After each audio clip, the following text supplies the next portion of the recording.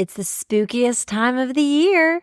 If you are looking for a fun and free way to engage your students this October leading up to Halloween, then you need to grab my free Halloween science resources for high school science teachers.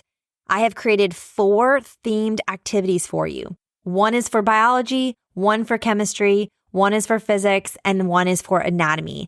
And each of these are activities that you can use with your high school students now through the end of the month leading up to Halloween.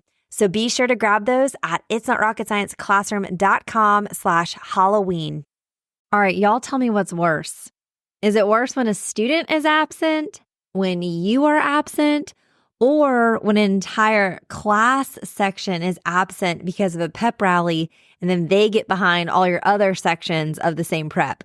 When I think about absences, there are so many different scenarios, and on all fronts, it just gets complicated. Absences are just one of the many variables that keeps the job of a secondary science teacher very interesting, right? So how do you deal with all of these variables? As an extremely type A person, I can tell you, I have had to grow a lot in this area. So I'm excited to share what I've learned, kind of some hot takes, if you will, about my opinions on how I manage absenteeism. And we're going to cover it all. We're going to cover making up labs, tests, chronic absenteeism, when you're absent, when you get mid-year transfers, all of the things. It's going to be a lot, but I'm excited. So let's get into it. This is Secondary Science Simplified, a podcast for secondary science teachers who want to engage their students and simplify their lives. I'm Rebecca Joyner from It's Not Rocket Science. As a high school science teacher turned curriculum writer, I am passionate about helping other science teachers love their jobs, serve their students, and do it all in only 40 hours a week. Are you ready to rock the time you spend in your classroom and actually have a life outside of it? You are in the right place, teacher friend. Let's get to today's episode.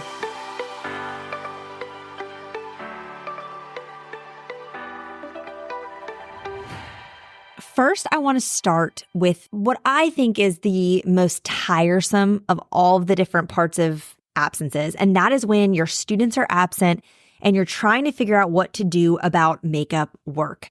I feel like we already have so much to keep up with on a daily basis, let alone keeping up with people's absences, what work they have to turn in, how many days they have to do it.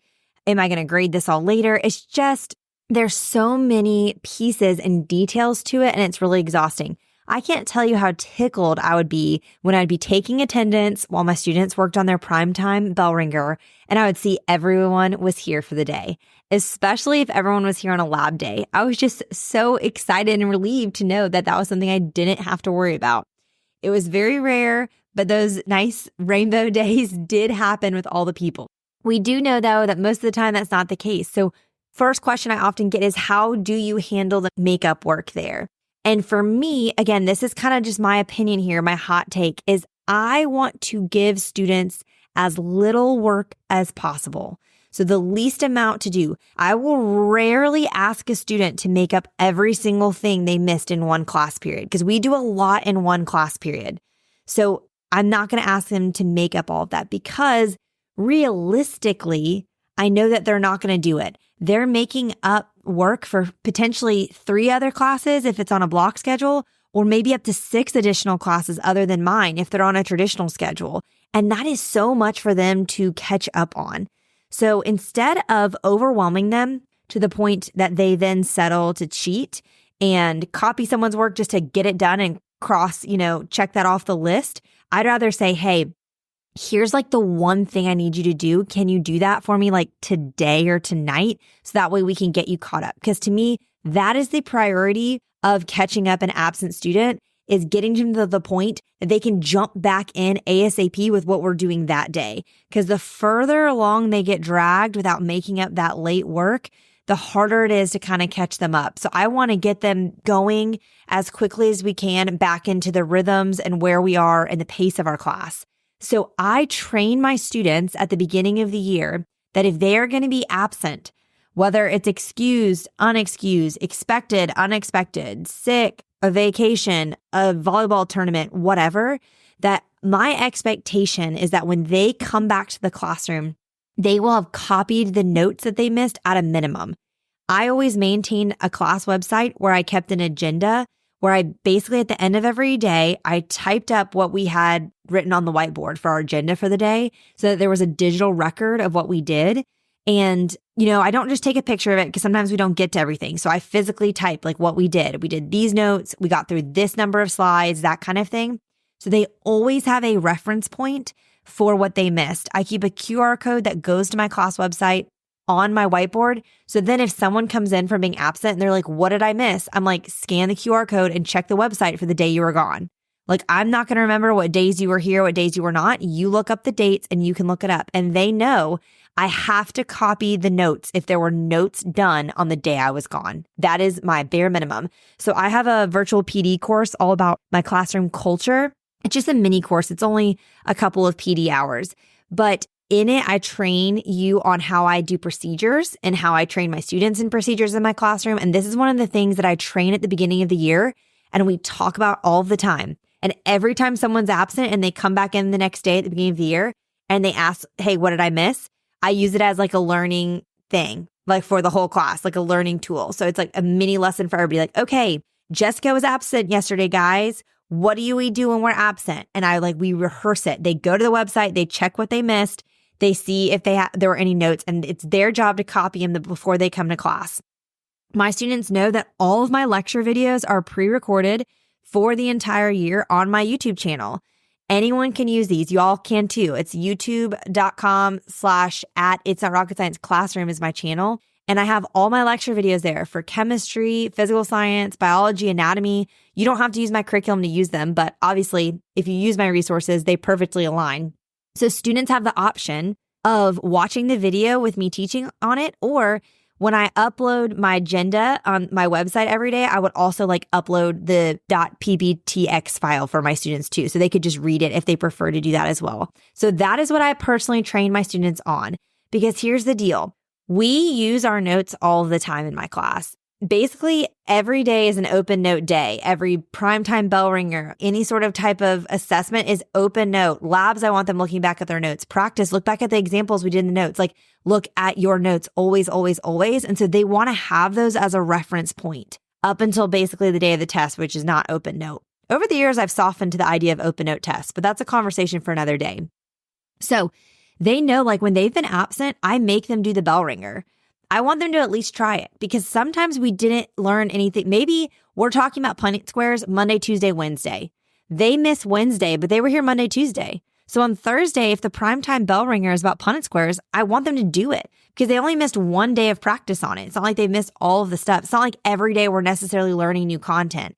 So no matter what, I have them do the primetime. I give a lot of grace in terms of okay, we literally learned something brand new and they, maybe didn't get it. I'm not going to roast them on the prime time in terms of how I grade it. There's flexibility there, but that's something that really urges them to get their notes. I find this especially true when I taught at a private school, y'all. Every single kid plays 2 to 3 sports and, is in the school play and is on student council. The amount of extracurriculars was out of control. And so students were constantly gone. My first year there, my 6th period class, my last class period of the day, I had 12 students. It was a really small class, and 9 of them either were on the football team, cheered for the football team, or were in the marching band for the team. And so anytime there was an away game, 9 of my students were gone. That was 75% of my class. It was out of control. And so it got to the point where I couldn't just constantly accommodate for all of these absences for their extracurriculars. So this is the one thing I drew the line in the sand on, you have to do the notes.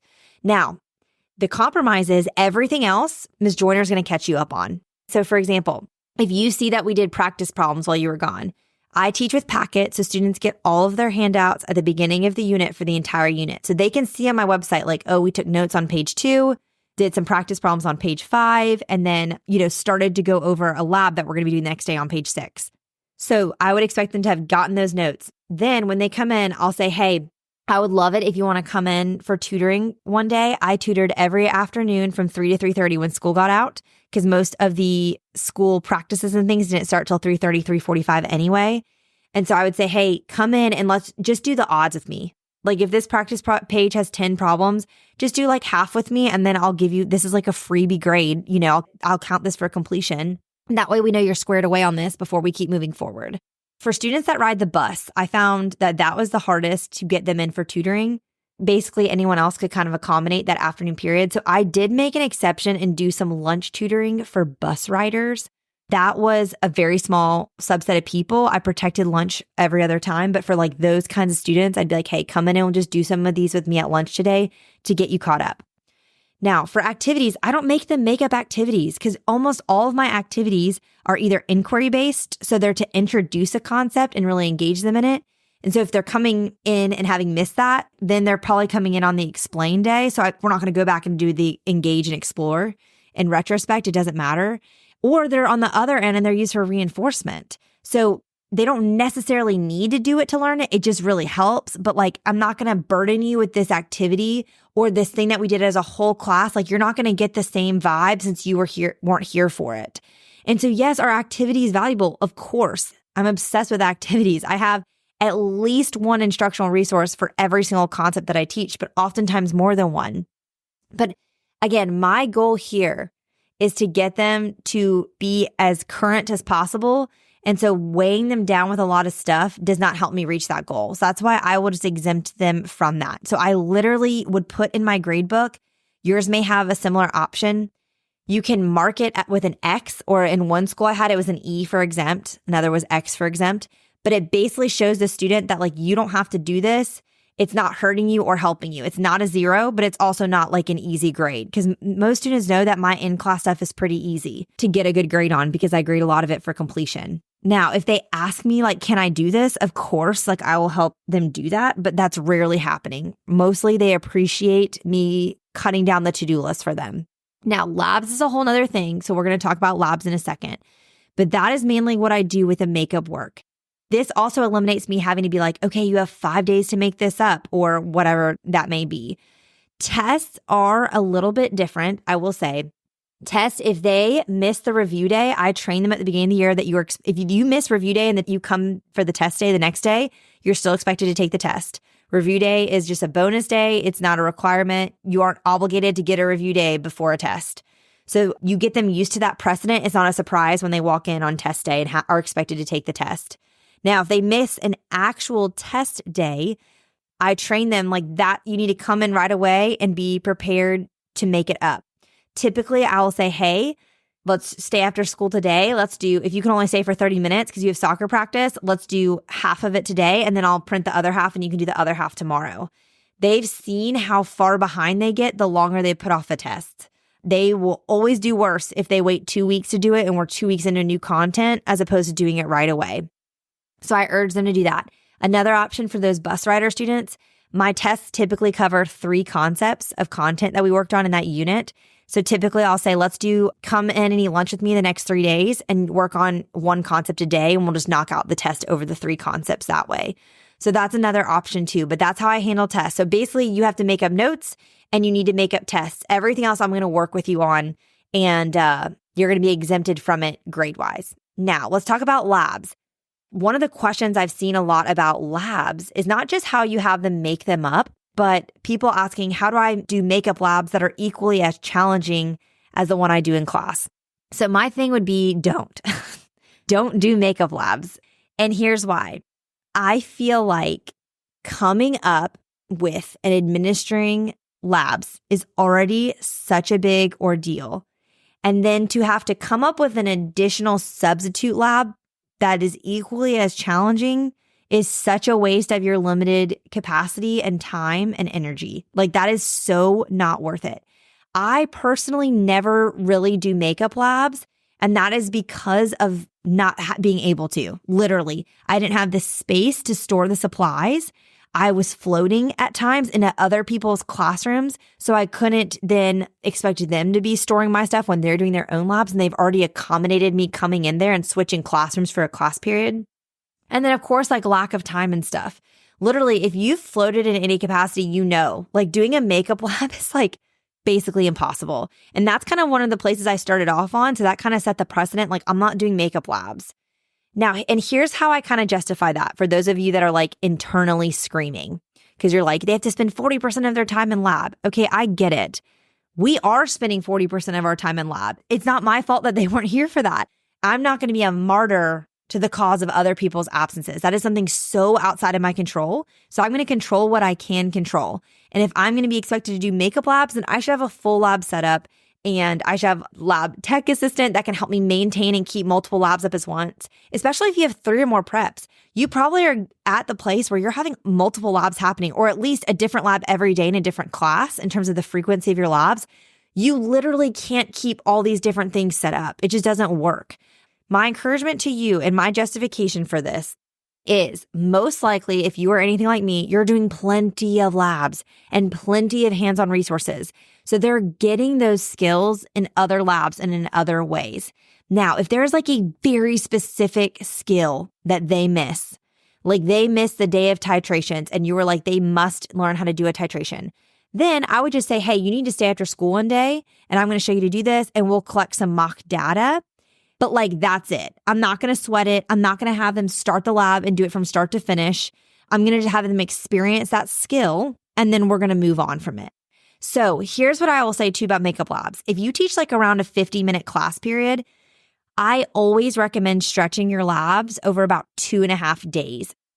And so typically they're not going to miss the entire lab. They'll miss one part of it and you just have them dive in wherever they've missed out. Okay. So for example, I have about a quarter of a class period, maybe a half day that I call lab day 0. And that's when we're going over the lab and kind of going through the introduction, getting prepped for it and what's going to happen. Sometimes that's a little bit longer of a preparation period, depending on how inquiry-based the lab is. Other days, it's more cookie cutter. So we're just kind of reading through it and getting ready to jump in and seeing if they have any questions. That's day 0. If anyone misses day 0, it is not a big deal at all. They will just jump in day 1 into a lab group. Day 1, we will be in our lab groups. I will draw sticks. Day 1 is our data collection day. The only goal of my day 1 of my labs for my students is to collect data and clean up the lab, period. That's the only goal. Day 2, we graph, we analyze, we conclude. That is always how I structure my labs. I have found it is worth it to stretch them out over a longer period of time. It makes them way less stressful. Students aren't stressed about getting the right data. They're not stressed about doing it right or wrong. It becomes the learning experience that a lab is supposed to be, which is taking your time, thinking through it, working on it. So if a student misses day 0, like I said, no problemo. They're thrown in a group day 1. The group mates will get them caught up. If they miss day 1, which is data collection day, but they're here day 0, day 2, that's fine. Day 2, they're going to get the class data from everyone else, and then they'll be put in a group to work on the graph analysis and conclusion. It's still a valuable tool for them to work on those skills, even if they weren't there for data collection. Again, if it's a skill that you're like, wow, they really needed to learn though, how to use the Bunsen burner or how to do a titration, have them stay after class and just show them, let them run it a couple times by themselves, and then call it. They don't need to add data to the class data. Most likely you're getting plenty of class data. And so then I'm jumping them in for day 2. If they're there day 0, day 1, and they get the data, but they just miss day 2, they can work on the graph analysis and conclusion at home. Okay. They can easily do that because they already have the class data. So that's how I handle the absences on labs for those short class periods.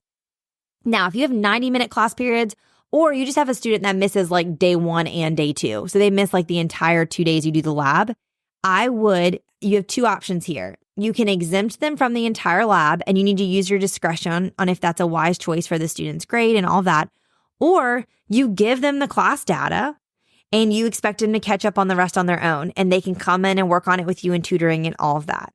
Again, the more you're going to have them do, the more work that is on you to keep up with it and all of that and make sure they're getting it all done. But that is how I would personally handle it if you're wanting them to make up the lab. Now, for a class that's like maybe an AP bio class or something, or an AP chem where these labs maybe hold a greater weight, I will say for me, my AP bio labs were like a week long because they were just so in depth. So it was so rare that a student ever missed an entire lab. Like I don't even think that ever once happened where they missed the full week of it. So I will say though, but if you feel like your labs hold greater weight, or if you just feel really strongly about them making up the lab and that being the most important thing, and you have the space and capacity to keep your lab set up and have them run it themselves and do it, I think that's totally fine. That's your prerogative. You're going to need to have some give or take somewhere else if you want to have some work-life balance here. But at the very least, do not rewrite the lab. I think it's borderline insanity to write makeup labs What's the point?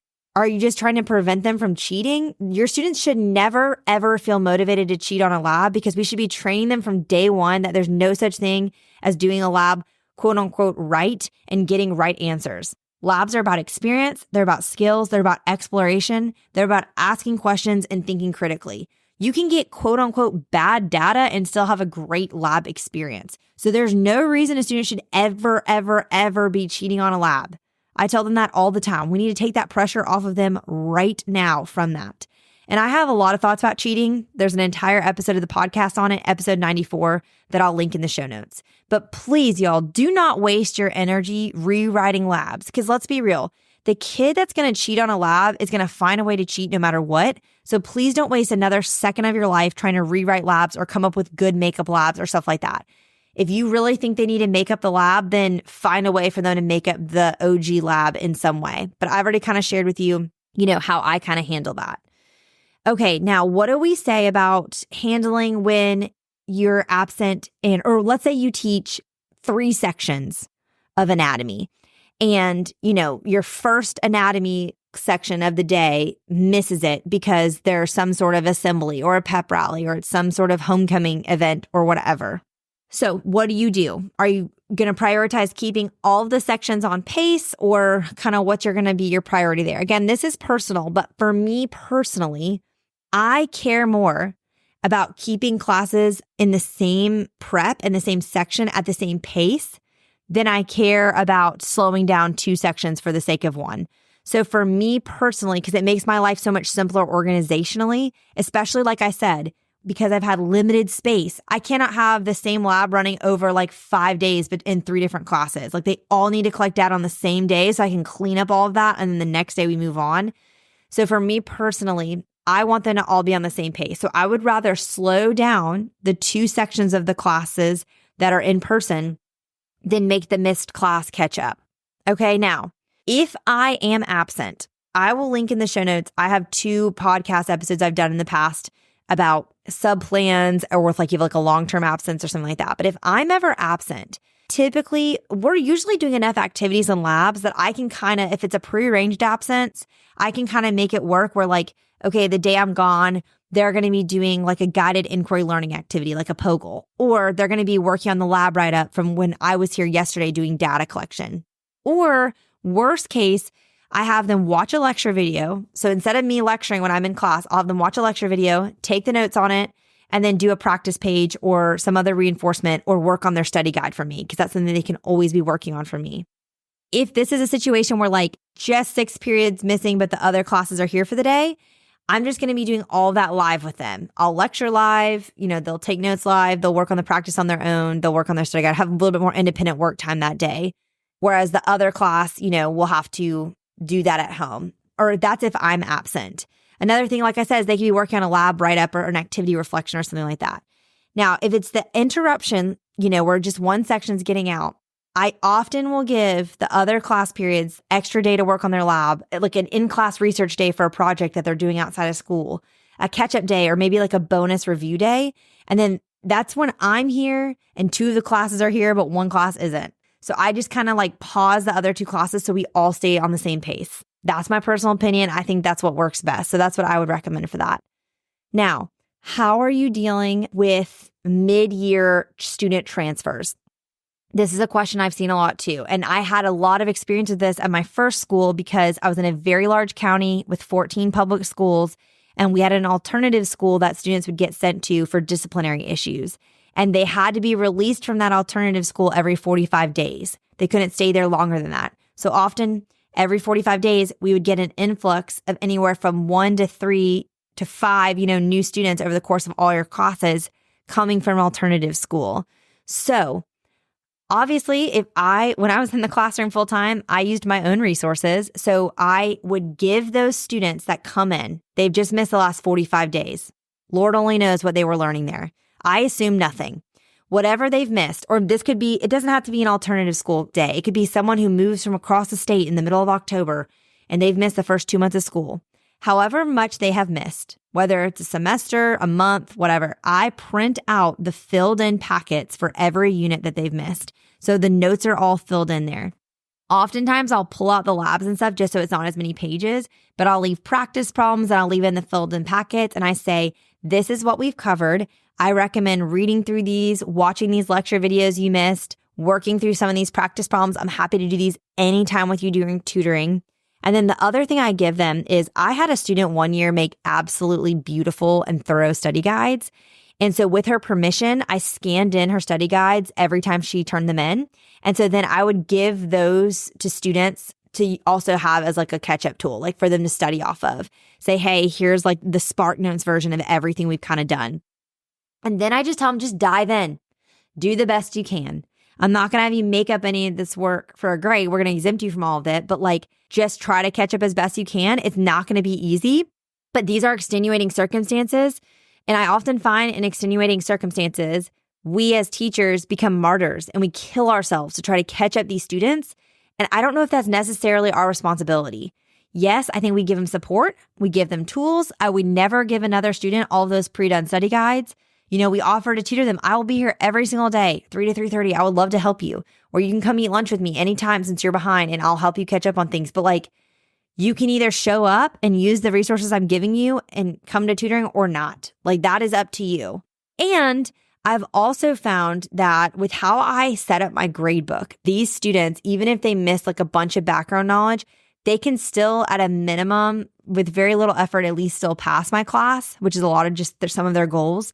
And then for the students that want to get an A or B or whatever, they're going to put in the work to catch up. And so I talk a lot about that in my assessments mini course, virtual PD. So I'll link that in the show notes too, if you want to hear more about grading and all of that jazz. Okay.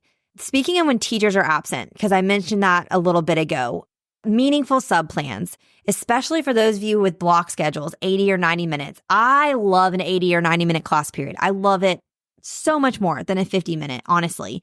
For every reason though, except for absences. Like when a teacher is absent, it's double the makeup work you have to leave. If a student's absent, it's double. It feels like they miss. So that is the part where having that block schedule is not the greatest. But I recommend leaving, again, like I said, lecture video, some sort of reinforcement. I have them work on their study guide. And then I just do a quick overview of the lecture, hit the highlights, and we dive right back in when I get there into whatever lab or it is that I want them to do. But I have a lot of ideas too, especially if you need last minute subplan ideas that are still worthwhile. Again, those are episodes 16 and 117. So I'll link those in the show notes and you guys can check those out for subplans. Last but not least, we got to talk about chronic absenteeism. I know this is getting long, but I know this is really hard to manage, especially with your extending due dates. Has it been more than 5 days? How do I handle this? So some of this we've already kind of talked about with general absences. But the thing that I think is most important about chronic absenteeism is first and foremost, you need to bring in admin, school counselor, and parents ASAP. There needs to be more people involved. You cannot be alone in dealing with this. This is not on you. So they need to be brought in ASAP because this is going to be an issue. If they're not probably just missing your class, they're missing lots. So this needs to be like a team effort. How are we going to see this kid to the finish line? Also, there needs to be a school policy on this exact thing. And every teacher needs to implement it across the board. So my other recommendation is you follow that. So if the school says that they get 5 makeup days or whatever, that's what you give them. What I like to do is I use the online grade book, like I mentioned earlier, kind of as like my tracking system of absences. So if they miss that day, at the end of the day, I'm always updating my website, updating my online grade book. I would go in and I would go ahead and mark the X or the E to exempt them from anything non-essential. And then if it's something they do need to make up, like it's a test or no, this is like one of the most important labs of the year. So I'm going to make the space. I'm going to hold the supplies. I'm going to keep it set up till they can make it up. Then I would put an M for missing. And an M in our grade books always automatically calculated. It weighed in as a 0, but it was nice because when you see a 0, that feels like it's permanently a 0, but an M feels like, oh, it's missing. There's still an opportunity to replace this M. And I will say this. My schools have always had policies about like, if it's unexcused, they don't get to make it up, or if excused, they get 5 days, something like that. I will say this. That is the one thing I don't worry about. I don't care if it's excused or unexcused. I just treat it all the same. It's too hard for me to keep up with like, were you sick or were you on a pre-planned family vacation or did you know you had this JV basketball tournament? I can keep up with it. You're all going to get the chance to do the makeup work. I just want all of the work that you do have to make up. So any M's, I say have to be made up by the day of the unit test. So I don't even really necessarily worry about the 5-day thing. Like, especially if they're absent a lot, because at that point it's like, okay, they missed this random day. So that assignment's 5. They've got till, October 20th on that assignment, but they have till October 28th on this. Like, I can't keep up with that. You can put a note in your grade book and say like, hey, you have until this date to make it up. That's up to you. I just would put the M and say you have until the unit test to make this up, because my hope is that you're doing the work to learn the content by the time we have the summative assessment on it. Once we've had that unit test, one, I'm not grading stuff from unit 1 in December. That's insanity. 2, it's not even helping you if you're doing it that late. You're probably just like scrounging and finding people's old graded work to copy. So for me, my goal is like, do this work by the unit test. I'll put the grade in for you. And that, I feel like it's worked out for me that it's a nice balance of grace in terms of like, I'm not going to be on you about this 5-day thing. Just get it to me by the end, whenever the unit test is. But it's a balance of grace, but it's also, I'm not going to, again, martyr myself to help you make this up. And I'm not going to be killing myself grading. Y'all, one of my first years, we had a chronic absentee problem. It was like an extenuating circumstance, a student with long-term complex health things and some anxiety related to that made coming to school really hard, to the point that the student ended up being homebound. And that was the most successful solution. I think if we had gotten admin and school counselor involved way sooner, and us teachers had really rallied and pushed them to get involved, because they were all kind of like, just help them. Until we really pushed them to get this student the homebound care they needed, they didn't do it. So I think we could have intervened a little bit sooner on that, and that is on us. But in the meantime, I will never forget this poor child. It came to, this child sat down for their midterm exam, y'all, and they had missed 3 unit tests that were never made up. And their parent just said, give them all on the same day. So this kid sat there and did a midterm for me and then did 3 unit tests. It was insane. It was not serving that student. And so that's where I'm saying, like, the accountability is good for them and you to be like, hey, there's grace here. I'm not worried about the 5 days, but I do want you to do it by X date. The one thing I did do the 5 days for was the test. So like, okay, if you miss a test, I think you need to make it up as soon as you get back, but not legally because this is the school, but based on the school policy-wise, you have 5 days. So you have to make it up by this day. And if you don't, I would tell students, I'm coming to your theater class. I'm coming to visual arts. I'm coming to weightlifting, and I'm pulling you out to take this test. And they knew, and they would show up. Y'all, I almost said your students' specials teachers, because I have a first grader and they call it specials. But your kids, like your students' elective teachers, they know which kids are absent too. And I'm not saying you're pulling them out of art every day. You're not going to you don't want the art teacher to hate you.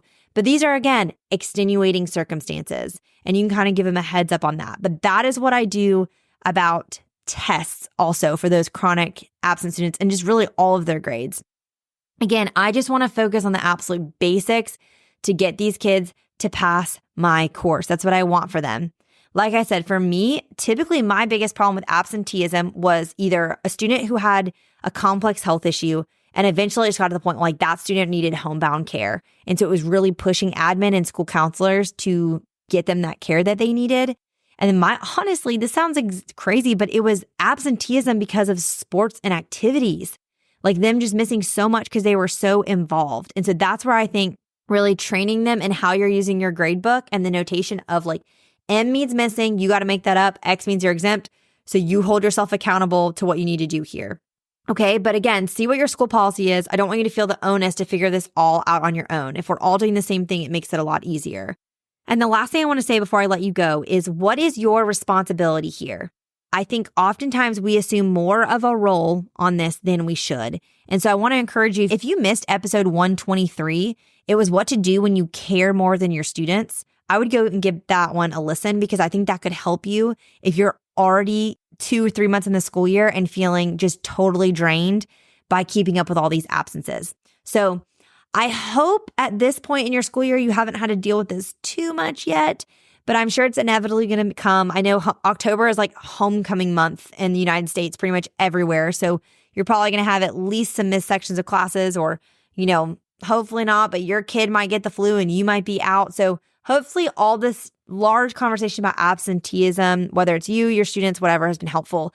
And if this episode did equip you and you feel like you are more ready to manage absences in a better way this school year, I would love it if you left a review for the podcast. It truly makes me so happy when I see y'all's 5-star reviews and your comments. So I would love it if you would do that. And I referenced a lot of other podcast episodes in this one.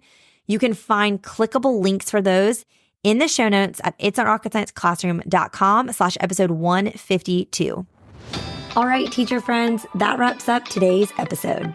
If you're looking for an easy way to start simplifying your life as a secondary science teacher, head to itsnotrocketscienceclassroom.com/challenge to grab your classroom reset challenge. And guess what? It's totally free. Thanks so much for tuning in, and I'll see you here next week. Until then, I'll be rooting for you, teacher friend.